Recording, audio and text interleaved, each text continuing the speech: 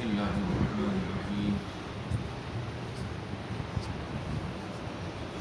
2 جمادی الاول قرآن و حدیث کی روشنی میں اسلامی تاریخ مدینہ منورہ طوفان نوح کے بعد حضرت نوح علیہ السلام کے پر ہوتے مالا بن سام بن نوح یمن میں بس گئے تھے۔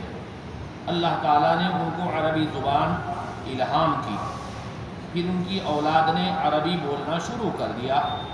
یہ عرب کے علاقوں میں چاروں طرف پھیلے۔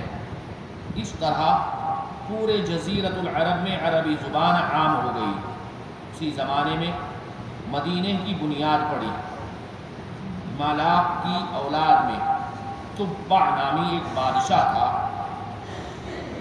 جس نے یہودی علماء سے آخری نبی کریم صلی اللہ علیہ وسلم کی تعریف اور یثرب یعنی مدینہ منورہ میں ان کی آمد کی خبر سن رکھی تھی۔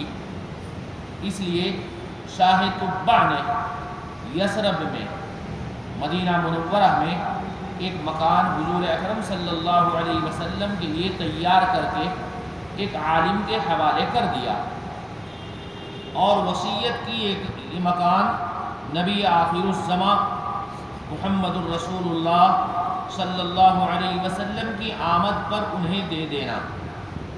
اگر تم زندہ نہ رہو تو اپنی اولاد کو اس کی وصیت کر دینا۔ چنانچہ حضور اکرم صلی اللہ علیہ وسلم کی اونٹنی حضرت ابو ایوب انصاری رضی اللہ تعالیٰ عنہ کے مکان پر رکی تھی۔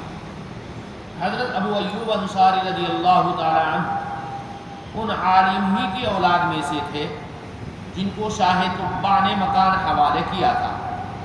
ساتھ ہی شاہ تبع نے ایک خط بھی حضور اکرم صلی اللہ علیہ وسلم کے نام لکھا، جس میں آپ صلی اللہ علیہ وسلم سے محبت، ایمان لانے اور زیارت کے شوق کو ظاہر کیا تھا۔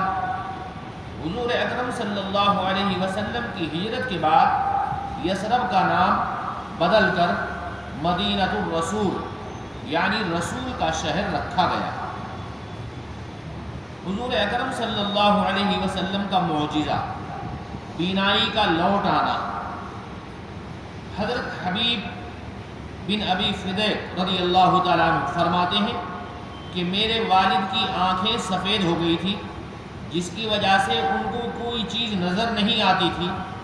تو ایک دن میرے والد حضور اکرم صلی اللہ علیہ وسلم کی خدمت میں جانا چاہتے تھے تو مجھے ساتھ لے لیا۔ جب ہم وہاں پہنچے تو حضور اکرم صلی اللہ علیہ وسلم نے پوچھا، یہ کیا ہوا؟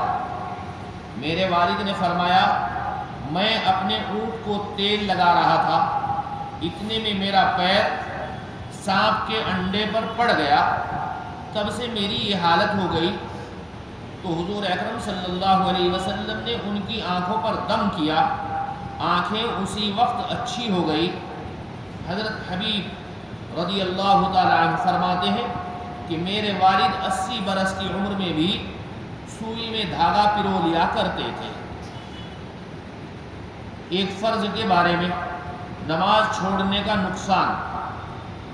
رسول اللہ صلی اللہ علیہ وسلم نے فرمایا، جس شخص کی ایک نماز بھی فوت ہو گئی وہ ایسا ہے کہ گویا اس کے گھر کے لوگ اور مال و دولت سب چھین لیا گیا۔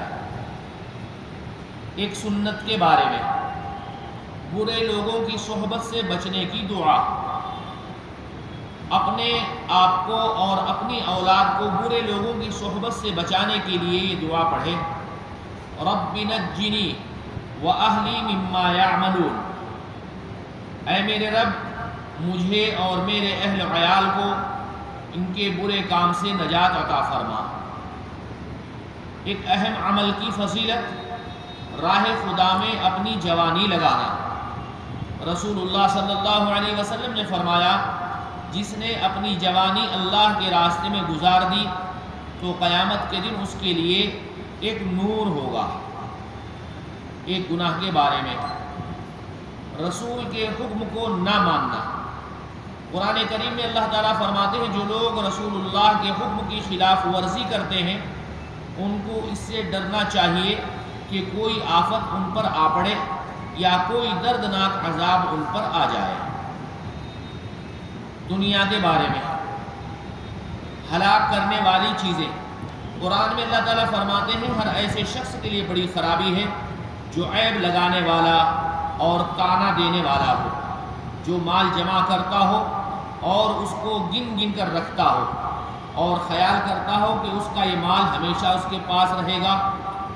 ہرگز ایسا نہیں ہے، وہ ایسی آگ میں ڈالا جائے گا جس میں جو کچھ پڑے گا وہ اس کو توڑ پھوڑ کر رکھ دے گی۔ آخرت کے بارے میں، قیامت کے دن خوش نصیب انسان، رسول اللہ صلی اللہ علیہ وسلم نے فرمایا قیامت کے دن لوگوں میں سے وہ خوش نصیب میری شفاعت کا مستحق ہوگا جس نے سچے دل سے کلمہ طیبہ لا الہ الا اللہ پڑھا ہوگا۔ طب نبوی سے علاج، آب زمزم سے علاج، رسول اللہ صلی اللہ علیہ وسلم نے فرمایا زمین پر سب سے بہترین پانی آب زمزم ہے، یہ کھانے والے کے لیے کھانا اور بیمار کے لیے شفا ہے۔ سبحان اللہ وبحمدہ، سبحانک اللہم وبحمدک، ونشہد ان لا الہ الا انت، نستغفرک ونتوب